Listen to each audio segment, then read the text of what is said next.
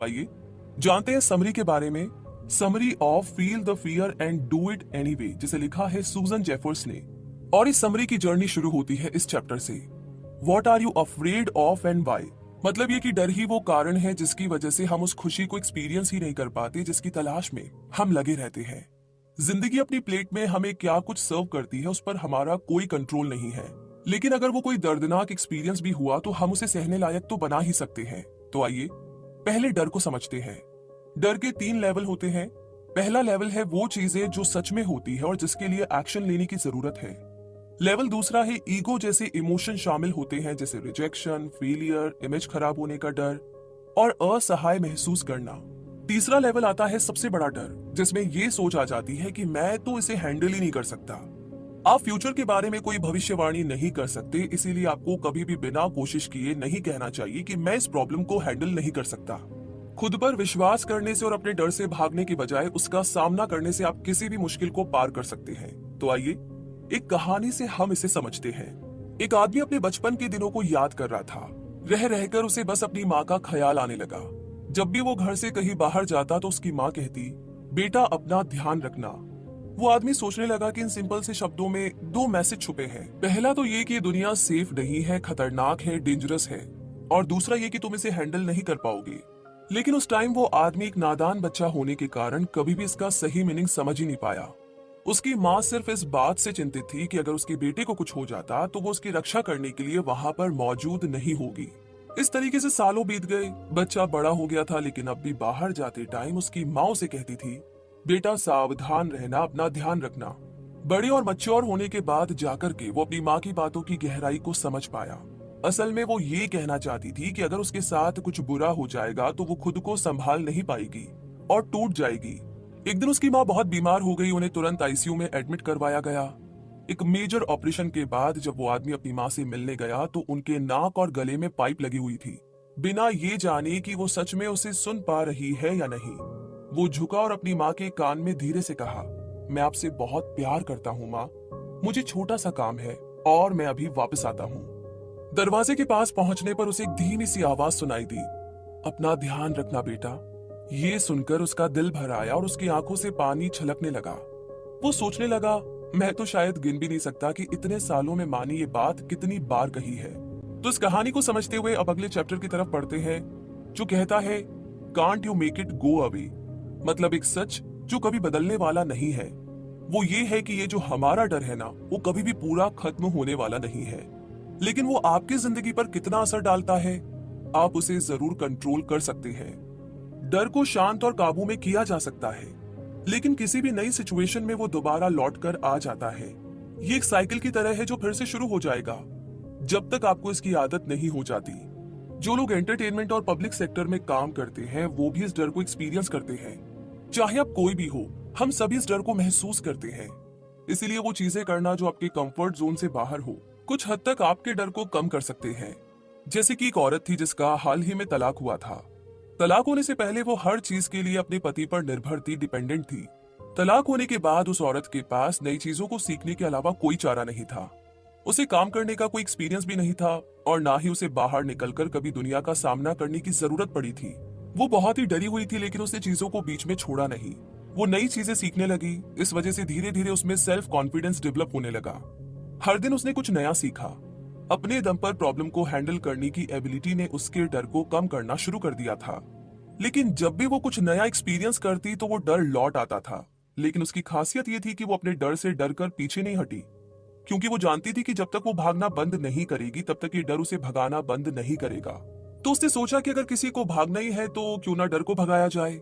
इसी तरह एक बार एक मेयर थी जो टैप डांस सीखना चाहती थी। ये एक पब्लिक इवेंट के लिए था जिसमें उन्हें एक ब्रॉडवे कास्ट के साथ परफॉर्म करना था। यूं तो मेयर को हजारों लोगों के सामने स्पीच देने की आदत थी और उन्हें ऐसे डिसीजन भी लेने पड़ते थे जिसका असर हजारों लोगों पर पड़ता है। लेकिन डांस के मामले में वो जरा अनाड़ी थे और उन्हें टैप डांस सीखने में डर लग रहा था। ये उनके लिए एक बिल्कुल नया एक्सपीरियंस था, लेकिन उन्होंने इसे ट्राई करने का डिसीजन लिया। उन्होंने खुद को याद दिलाया कि नई चीजें सीखते टाइम डर लगना बिल्कुल नेचुरल है, सबको लगता है। हिम्मत करके उन्होंने डांस सीखना शुरू किया। कई दिनों तक प्रैक्टिस करने के बाद मेयर का डर धीरे धीरे कम होने लगा और उनमें कॉन्फिडेंस आने लगा। उन्होंने सोचा कि ये थोड़ा मुश्किल जरूर है, लेकिन मैं इसे संभाल लूंगा। एक एक करके दिन बीत रहे थे और आखिरकार इवेंट का दिन आया। मेयर ने परफेक्ट डांस करने के बारे में नहीं सोचा, उन्होंने बस दिल खोलकर डांस किया। लोगों को उनका परफॉर्मेंस बहुत ही पसंद आया और सभी ने उनके लिए खूब सारी तालियां बजाई। तो सच तो ये है कि हम सभी लाइफ के किसी न किसी मोड़ पर डर को जरूर महसूस करते हैं। चाहे आप कोई भी हो, अपने डर को एक्सेप्ट करके आप उसे हरा सकते हैं। तो इसी एक्सेप्टेंस के साथ अब आगे बढ़ते हैं और बात करते हैं फ्रॉम पेन टू पावर, यानी कि दर्द से शक्ति की तरफ। जिंदगी में रिस्क लेना आपको और भी ज्यादा पावरफुल बना देता है। हर स्टेप के साथ कॉन्फिडेंस हासिल करना आपको डर के मौजूद होने के बावजूद दुनिया को एक्सपीरियंस करने का मौका देता है। हम सबके अंदर पावर होती है और किसी भी सिचुएशन में जब हम डरे हुए हो तो हम खुद को कॉन्फिडेंस दिलाने के लिए उस पावर को यूज कर सकते हैं। पावर का मतलब लोगों पर रौब जमाना या उन्हें कंट्रोल करना नहीं होता। हम जिस पावर की बात कर रहे हैं वो आपकी खुशी को कंट्रोल करने की एबिलिटी और आप जिस तरह अपनी जिंदगी को जीते हैं उस बारे में है। तो आइए यहाँ पर एक कहानी से हम इसे समझते हैं। एक औरत को पता चला कि उसके पति को कैंसर हो गया था। इस खबर ने उन दोनों की जिंदगी बदल कर रख दी। वो औरत इतना डर गई थी कि उसने सिचुएशन को संभालने की अपनी पावर ही खो दी थी। लेकिन जैसे जैसे दिन बीतते गए उसने नई चीजें सीखी। अब वो इस सिचुएशन को एक नए नजरिए से देखने लगी। उसने महसूस किया कि ऐसे कई सारे लोग हैं जो उसकी और उसके पति की परवाह करते हैं। हर दिन लड़ने झगड़ने के बावजूद उनका एक दूसरे के लिए प्यार बढ़ने लगा था। उस औरत ने गुस्से और कड़वाहट की भावना को खुद से दूर कर दिया। वो अब तनाव महसूस नहीं करती थी किसी भी चैलेंज का सामना करने के लिए। उसमें कॉन्फिडेंस बढ़ने लगा था। एक एक करके दोनों पति पत्नी ने अपने अंदर की हर नेगेटिव फीलिंग से छुटकारा पाया और अपने अंदर की पावर को खोजा। समय के साथ उस आदमी की सेहत बेहतर होने लगी और इतना ही नहीं, अब वो दोनों साथ मिलकर दूसरे कैंसर पेशेंट्स की मदद करने में लग गए। तो अंत में लास्ट में आपका विल पावर जो है आपकी कमजोरी को हरा देता है। आप जितना ज्यादा प्रॉब्लम का सामना करेंगे आप उतने ज्यादा पावरफुल हो जाते हैं। तो इस कहानी में अपनी अंदर की पावर को कैसे यूज करना है ये जानने के बाद अब बात करते हैं अगले चैप्टर की। वेदर यू वांट इट और नॉट, इट्स योर्स। यानी कि हम में से कई लोग बड़ा होना ही नहीं चाहते। अपने एक्शन के लिए वो हमेशा दूसरों को दोष देने में लगे रहते हैं। अपनी जिंदगी की जिम्मेदारी खुद लीजिए। एक असहाय और विक्टिम बनकर के अपनी प्रॉब्लम के लिए दूसरों को दोष देना बंद करें। इसका कंट्रोल अपने हाथों में लीजिए, क्योंकि अपने हर एक्शन और उसके रिजल्ट के लिए सिर्फ आप जिम्मेदार होते हैं। याद रखिए कि आज आप जो डिसीजन लेते हैं वो आपका फ्यूचर डिसाइड करता है। जब आप एक विक्टिम की सोच नहीं रखते तब डर आप पर नहीं बल्कि आप डर पर हावी होने लगते हैं। जिम्मेदारी लेने का एक और मतलब अपने मन में चल रहे हजारों थॉट्स को हैंडल करना भी है। ये थॉट्स आपके मन को नेगेटिविटी से भरकर आपको खुद पर डाउट करने के लिए मजबूर करते हैं। इस बात को समझना कि आप लाइफ में क्या करना चाहते हैं और उसे अचीव करने के लिए एक्शन लेना, ये भी जिम्मेदारी लेने का ही एक हिस्सा है।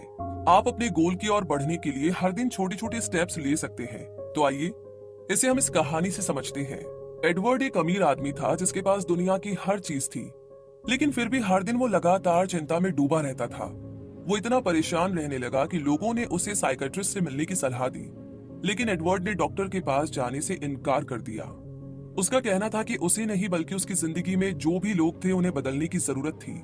वो हमेशा शिकायत करता, काश मेरी वाइफ मुझे ज्यादा अच्छे से समझती, काश मेरा बॉस मुझ पर डिपेंडेंट नहीं होता तो मेरे साथ ये सारी चीजें बिल्कुल नॉर्मल होती और मैं इतना परेशान नहीं होता। एडवर्ड को यकीन था कि उसे किसी मदद की जरूरत नहीं है, दूसरे लोग गलत है वो नहीं। एडवर्ड एक ऐसे आदमी का परफेक्ट एग्जाम्पल है जो किसी भी चीज की जिम्मेदारी नहीं लेता। वो दूसरों को दोष देकर खुद को विक्टिम समझता है। इसी तरह आइए अब हम टॉनी की भी बात करते हैं। टॉनी के पास एक अच्छी खासी जॉब थी, लेकिन वो खुद को वहां फंसा हुआ समझता था। उसे अपनी जॉब छोड़कर बाकी के सभी काम ज्यादा बेहतर लगते थे। लेकिन टॉनी ने एक बार भी नहीं सोचा कि आज ऐसे भी अनगिनत लोग हैं, बहुत सारे लोग हैं जिनके पास कोई जॉब नहीं है और उन्हें रोज काम की तलाश में न जाने कितने धक्के खाने पड़ते हैं। तो क्या उसका शिकायत करना सही है? शिकायत करने की बजाय टॉनी को बस अपना बेस्ट परफॉर्म करना चाहिए। सिर्फ इस तरह वो अपनी जॉब में ज्यादा सेटिस्फेक्शन और खुशी महसूस कर सकता है। अपनी जॉब में ज्यादा पहचान और सैलरी डिमांड करने से पहले आपको ये खुद से पूछना चाहिए कि क्या आप सच में उसके लायक है। क्या आप पूरे कॉन्फिडेंस के साथ कह सकते हैं कि आप एक एक्सीलेंट एम्प्लॉय है? अगर आप अपना व्यवहार बदलते हैं तो आप अपनी सिचुएशन को भी बदल सकते हैं। इस बात को एक्सेप्ट करना कि आपको सुधार करने की जरूरत है, ये भी जिम्मेदारी लेने का ही तरीका है। इसे हम केविन की कहानी से सीख सकते हैं। केविन को अपनी वाइफ और परिवार से अलग हुए 5 साल हो गए थे। उनकी जिंदगी में एक लड़की आई थी जिसे वो पसंद करने लगा और उससे शादी करना चाहता था, लेकिन उसने अपनी वाइफ और बच्चों को बताया नहीं था कि वो तलाक चाहता था। एक दिन उस लड़की ने केविन को धमकी दी कि वो उसे छोड़कर चली जाएगी। केविन इतना ज्यादा डिस्टर्ब हो गया कि उसने डॉक्टर से मिलने का फैसला किया। उसके मन में बहुत कुछ चल रहा था, उसका मन नेगेटिव बातों से भरने लगा। वो तरह तरह की बातें सोचने लगा, जैसे अगर उसने अपनी वाइफ को तलाक दे दिया तो हो सकता है कि वो आत्महत्या कर ले, या उसके बच्चे उससे नफरत करने लगेंगे और उससे रिश्ता तोड़ देंगे। थेरेपिस्ट की मदद से केविन को एहसास हुआ कि वो लेट गो करने से डर रहा था। उसने महसूस किया कि उसके लिए उसकी वाइफ और उसके बच्चे ही घर वापस आने का कारण थे। वो उसके अपने थे और वो इस कनेक्शन को खोने से डर रहा था। इसी डर की वजह से केविन फंसा हुआ फील करने लगा। तो लाइफ में हम सभी को अपने लिए गए डिसीजन के नतीजे का सामना करना ही पड़ता है, और जरूरी नहीं है कि हर बार हमारा डिसीजन सही साबित हो। इसलिए इससे बचने का एक ही उपाय है कि अपनी गलतियों को एक्सेप्ट करके, उन्हें स्वीकार करके उनसे सीखना चाहिए, ताकि हम एक जगह अटके ना रहे और आगे बढ़ सके। तो इस कहानी के साथ अब आगे बढ़ते हैं और बात करते हैं पॉलिएना राइट्स अगेन। यानी कि पॉलिएना एक ऐसी बच्ची की कहानी है जो हर सिचुएशन के पॉजिटिव पहलू को देखने में विश्वास करती है। पॉलिएना प्रिंसिपल की शुरुआत उसी से हुई थी, लेकिन कुछ लोग कहते हैं कि हमेशा पॉजिटिव बने रहना ना समझी और बहुत ही अनरियलिस्टिक है। क्या आप भी ऐसा ही मानते हैं? सच तो ये है कि किसी नेगेटिव एक्सपीरियंस में भी कुछ ना कुछ पॉजिटिव ढूंढना खुश रहने का बहुत ही बेस्ट तरीका है। जब आप अपने मन में चल रही नेगेटिव बातों को सुनना बंद कर देते हैं, तब आप उन्हें जीतने लगते हैं। आप में अपने डर को कंट्रोल करने की पावर आ जाती है। तो इस चैप्टर में आप सीखेंगे कि नेगेटिविटी को कैसे खत्म किया जाए। आपके मन में चल रही आवाजें आपको ऐसी सिचुएशन के बारे में सोचने पर मजबूर करती है जो असल में मौजूद है ही नहीं। ये आपकी पावर को एक लिमिट में रोककर आपको डर से भर देती है। पॉजिटिव थॉट के साथ इन आवाजों से लड़ने की कोशिश करें। ऐसा करने से आप दोबारा अपना कंट्रोल हासिल कर लेंगे। कहने का मतलब ये कि जब हम किसी चीज को बार बार करते हैं तो वो हमारी आदत बन जाती है और हम ऑटोमेटिकली उसे करना शुरू कर देते हैं। इसलिए इस पॉजिटिव थिंकिंग को एक हैबिट में बदले। हाँ, ऐसा भी टाइम आएगा जब आप बहुत ही दुखी और हारा हुआ फील करेंगे, लेकिन तब आपको दोबारा खड़े होकर लड़ना होगा। तो आइए हम इसे समझते हैं इस कहानी से। जीन और मैरी दोनों हाउसवाइफ थी। हार्ट अटैक की वजह से दोनों के पतियों की अचानक मौत हो गई थी। उनमें से एक ने खुद को संभाल लिया, जबकि दूसरी ने डर के सामने हार मान ली। जीन को कई लोगों ने सालों तक सांत्वना और सहानुभूति दी, लेकिन एक पॉइंट आने पर सभी लोग उसके डिप्रेस्ड मूड से तंग आने लगे। कोई भी अब उसके साथ नहीं रहना चाहता था। जीन सोचने लगी कि अकेले होने के बाद एक औरत को वो सपोर्ट नहीं मिलता जिसकी उसे जरूरत होती है। उसने ये भी मान लिया था कि उसे दोबारा कोई साथी नहीं मिलेगा और उसके पति के जाने के बाद वो कभी भी खुश नहीं रह पाएगी। तो आखिर में यही जीन का सच बन गया, क्योंकि उसका एटीट्यूड और रवैया ही नेगेटिव था। उसका पति बेसिक जरूरतों को पूरा करने जितना ही पैसा उसके लिए छोड़कर गया था। तो जीन ने डिसाइड किया कि वो उस छोटी सी रकम से ही खुद को सपोर्ट करेगी, क्योंकि उसकी जैसी हाउसवाइफ को जॉब मिलना नामुमकिन था। जीन कई जगह पर इंटरव्यू भी देने गई, लेकिन उसमें ना कोई जोश था और ना ही कोई उमंग। वो एक सुस्त इंसान लग रही थी, जिस वजह से उसे कहीं भी हायर नहीं किया गया। जीन ने अपनी नेगेटिव थिंकिंग के कारण अपनी जिंदगी को दुखों से भर लिया था। दूसरी ओर अगर मैरी की बात करें तो मैरी का जिंदगी के प्रति एक अलग ही नजरिया था। उसने पॉलिएना प्रिंसिपल को अप्लाई किया। उसके पति के गुजरने के बाद वो कई दिन बेहद उदास और दुखी थी, लेकिन उसके बाद उसने हिम्मत करके खुद को संभाला। मैरी एक ऐसी शख्स थी जो बुरे से बुरे हालात में भी कुछ न कुछ अच्छा और पॉजिटिव ढूंढ ही लेती थी। उसके पति ने भी उसके लिए कोई बड़ी दौलत नहीं छोड़ी थी, लेकिन जीन से अलग उसने बाहर जाकर अपने दम पर पैसा कमाने का पक्का इरादा कर लिया था। उसे भी जॉब करने का कोई एक्सपीरियंस नहीं था, लेकिन मैरी ने सोचा कि मुझे कहीं ना कहीं तो जॉब मिल ही जाएगी। तो उसने चंदा इकट्ठा करने वाली एक इवेंट में अपनी मर्जी से नाम लिखवाया। हालांकि चैरिटी का कम था, लेकिन उसे ये काम बहुत ही पसंद आया। इसलिए उसने एक चैरिटी ऑर्गेनाइजेशन में पैसा इकट्ठा करने वाले क्लर्क की पोजीशन के लिए अप्लाई किया। और कमाल की बात तो तब हुई जब उसके पास सिलेक्शन की कॉल आई। मैरी बहुत खुश हुई। उसे इससे पहले कभी भी इतना अच्छा महसूस नहीं हुआ था। वो अब भी अपने पति को बहुत मिस करती थी, लेकिन उसने इस बात को एक्सेप्ट कर लिया था कि जिंदगी कभी रुकती नहीं है, इसीलिए आगे तो बढ़ना ही होगा। जिस तरह एक सिक्के के दो साइड होते हैं, ठीक उसी तरह जिंदगी में हर सिचुएशन के दो पहलू होते हैं। एक पॉजिटिव होता है और दूसरा होता है नेगेटिव। तो मैरी ने पॉजिटिव साइड को देखना चुना, इसीलिए लोग उसके साथ रहना पसंद करते थे। सब उसकी तारीफ करते कि कैसे उसने अपने दुख से बाहर निकलकर खुद को एक ब्रेव और सक्सेसफुल इंसान बना लिया था। मैरी ने एक दुखद घटना में भी हिम्मत नहीं हारी और उसे एक मौके के रूप में देखकर आगे की ओर कदम बढ़ाया। अगर मैरी ने अपने पति को खोया नहीं होता तो शायद वो कभी नहीं जान पाती कि वो अपने दम पर कितना कुछ अचीव कर सकती थी। इसी के साथ आगे बढ़ते हैं और बात करते हैं when they don't want you to grow, यानी जब किसी इंसान के पास एक स्ट्रॉन्ग सपोर्ट सिस्टम होता है तो वो उसे पावरफुल बना देता है। हमारे आसपास ऐसे कई सारे लोग हैं जिन्हें देखकर हमें इंस्पिरेशन और मोटिवेशन मिलती है, जिससे हमारा कॉन्फिडेंस बढ़ता है। जैसे जैसे हम बड़े होते जाते हैं हम खुद को नेगेटिव लोगों से दूर करने लगते हैं, क्योंकि ये नेगेटिविटी बहुत जल्दी ही हमें अपनी चपेट में ले लेती है और हमें अपनी लाइफ में नेगेटिव एनर्जी बिल्कुल आने नहीं देनी चाहिए। जब कोई इंसान पॉजिटिव एनर्जी से भरा होता है तो वो अपनी लाइफ में पॉजिटिव एनर्जी से भरे लोगों को ही अट्रैक्ट करता है। आपकी एनर्जी जैसी होगी आप वैसे ही लोगों को अपनी जिंदगी में अट्रैक्ट करते हैं। ऐसे लोगों का साथ चुने जो आपको खुलकर अपनाते हो, आपका कॉन्फिडेंस बढ़ाते हो और गलत होने पर आपको सही रास्ता दिखाने का जज्बा रखते हो। अगर कोई आपके साथ बुरा बर्ताव कर रहा है तो उसे अनदेखा ना करें, बल्कि जल्द से जल्द उसे बात करके सुलझाने की कोशिश करें। जैसे कि डोरिस, ये कॉलेज स्टूडेंट थी और इतनी शर्मीली थी कि हर दिन उसके पति को उसे क्लास तक छोड़ना पड़ता था। उसका पति भी डोरिस के लेक्चर खत्म होने का इंतजार करता, क्योंकि वो जानता था कि वो अकेले होने से बहुत डरती थी। अगर डोरिस को क्लास में कुछ बोलने के लिए कहा जाता तो उसे घबराहट होने लगती और पैनिक अटैक आने लगता। उसके प्रोफेसर ने इस बात को नोटिस किया। डोरिस की मदद करने के लिए उन्होंने डोरिस को पैराडॉक्सिकल इंटेंशन नाम की एक टेक्निक परफॉर्म करने के लिए कहा। इसका सीधा सा मतलब ये था कि डोरिस को वो काम करना होगा जिससे वो डरती है। डोरिस इसके लिए राजी नहीं थी, लेकिन प्रोफेसर ने उसे एनकरेज किया। उन्होंने डोरिस से कहा कि वो पैनिक अटैक होने पर उसे रोकने की कोशिश ना करे, ताकि पूरी क्लास उसके अटैक का गवाह बन सके। लेकिन डोरिस ऐसा नहीं कर पाई। वो सिचुएशन में हंसने लगी, जिसे देखकर पूरी क्लास उस पर हंस पड़ी। बस यही डोरिस के लिए टर्निंग पॉइंट साबित हुआ। हर हफ्ते उसमें प्रोग्रेस होती जा रही थी। अब वो अपने क्लास के दोस्तों के साथ मिलकर असाइनमेंट पर काम करने लगी थी। कुछ महीनों के बाद वो अकेले शॉपिंग करने लगी, यहाँ तक कि अकेले ट्रेन में ट्रैवल करके वो घर भी जाने लगी। एक दिन उसने अपने प्रोफेसर से कहा कि वो अपने पति की वजह से निराश थी। उसने बताया कि मैं जैसे जैसे इम्प्रूव कर रही हूँ, मेरा पति मुझे दबाने की कोशिश कर रहा है। मैं जब भी बाहर निकलने के लिए खुद को मेंटली तैयार करती हूँ, वो मुझे उन खतरों के बारे में बताने लगता है जिसका मुझे सामना करना पड़ेगा। जब मैं उन चीजों के लिए सेलिब्रेट करती हूँ जो मैंने अचीव की है, तो वो मुझसे दूर होने लगता है। इससे पता चलता है कि डोरिस के पति को उसकी आदतों और एटीट्यूड में हो रहे बदलाव से खतरा महसूस हो रहा था।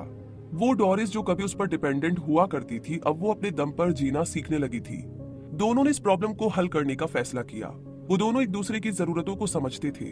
अब डोरिस पहले की तरह डर डर कर नहीं जीना चाहती थी, इसीलिए उसके पति ने इस बात को समझकर खुद एडजस्ट करने का वादा किया। उसने साफ साफ कह दिया कि वो बस उसे खोने से डरता था। डोरिस के पति ने खुद को बदलने की पूरी कोशिश की।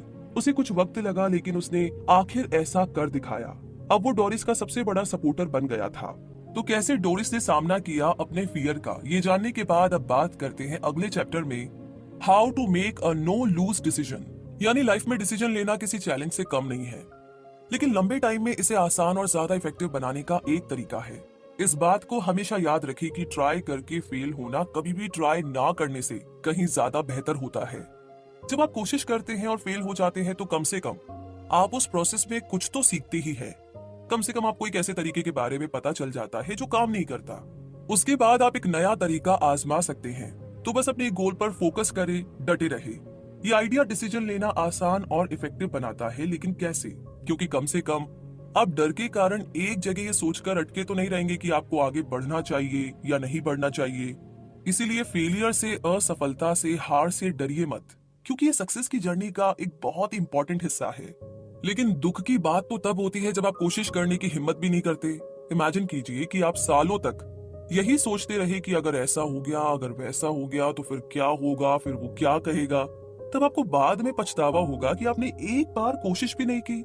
इसलिए ट्राई करना और फेल होना एक नो लूज डिसीजन कहलाता है। फेल होने के बावजूद भी आप अपनी गलतियों से कुछ ना कुछ जरूर सीखते रहते हैं।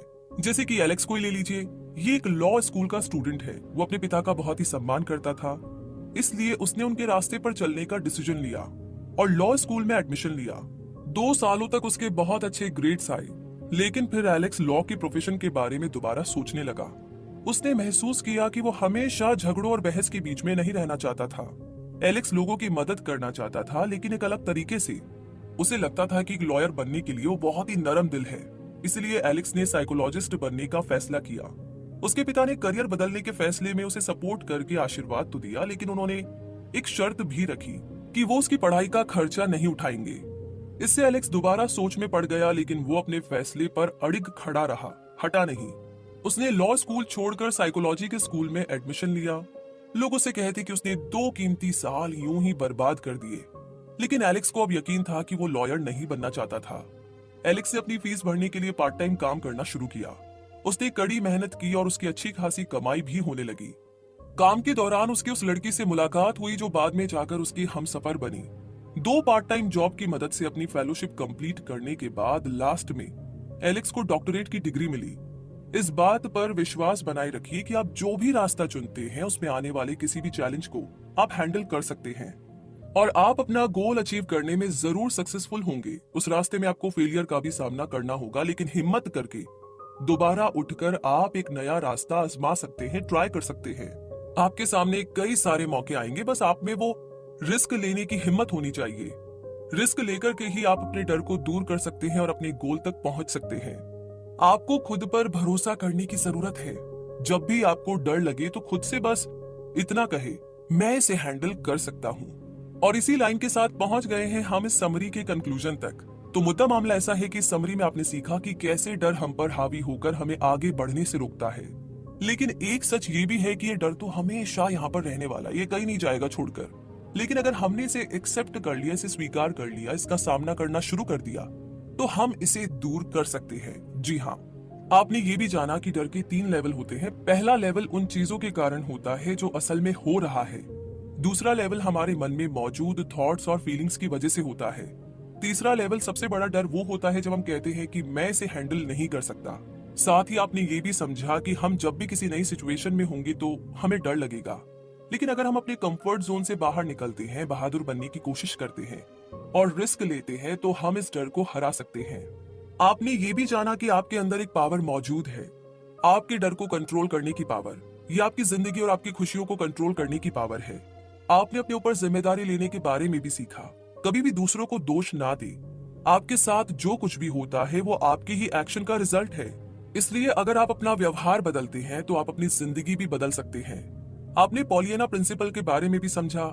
इसे ना समझिए और अनरियलिस्टिक कहना बिल्कुल गलत होगा। ये सच्ची खुशी पाने का तरीका है। चीजों के पॉजिटिव पहलू को देखना सीखे। अगर आप पॉजिटिव होंगे तो आप अपनी जिंदगी में और भी ज्यादा पॉजिटिव चीजों को आकर्षित करेंगे, अट्रैक्ट करेंगे। आपने सपोर्ट सिस्टम की इंपॉर्टेंस को भी समझा। ऐसे लोगों के साथ रहे जो दयालु, खुश मिजाज और पॉजिटिव सोच रखते हो। दूसरों को समझने की कोशिश करे, तब जाकर वो भी आपको समझने लगेंगे और आपकी हेल्प करेंगे। आपने नो लूज डिसीजन के बारे में भी सीखा, और ये तब होता है जब आप कुछ ट्राई करने की हिम्मत दिखाते हैं, भले ही उसमें फेल ही क्यों ना हो जाए। कम से कम आपने कुछ सीखा तो सही। असली फेलियर तो तब होती है जब आप कोई कदम उठाते ही नहीं। क्या अब भी आपको डर से डर लग रहा है? उम्मीद है कि समरी ने आपकी कुछ तो मदद की होगी। डर महसूस करना गलत नहीं है, बिल्कुल भी नहीं। हिम्मत करके आगे बढ़िए और जब भी आपको डर लगे खुद से बस इतना कहिए कि मैं इसे हैंडल कर सकता हूँ। तो इसी के साथ ये समरी तो यहीं पर खत्म होती है, लेकिन जो हमारे आसपास के डर है वो पक्के से आपके दिमाग में आने शुरू हो गए होंगे। बाहर जाने का डर, नया स्टेप लेने का डर, बिजनेस शुरू करने का डर, आइडिया पे काम करने का डर, मम्मी से कहने का डर, पापा से शेयर करने का डर, बहुत सारे डर। तो कोई बात नहीं, डर लगना एकदम नॉर्मल है, लेकिन आप इसे हैंडल कर सकते हैं। शेयर करना शुरू करें।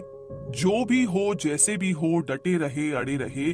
बैठ करके आपको देखना नहीं है, इंतजार नहीं करना है, फिर तो बात ही क्या है। डर अपनी जगह रहेगा, अब अपनी जगह, दोनों की जिंदगी बढ़िया चल रही है, क्या ही कुछ करना बाकी है। इसीलिए एक स्टेप बढ़ाने का टाइम आ गया है।